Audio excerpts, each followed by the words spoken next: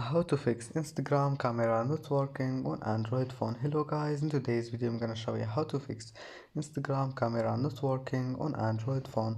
First open settings and and then scroll down until you find apps and then apps again, and here just type here Instagram, and now just click here this one permissions, and then just here you need to find camera, then click on it and click allow, and now your camera will be fixed.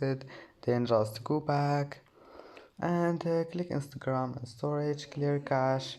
Now just go back and try again, and now your problem will be fixed. And that's it for today's video.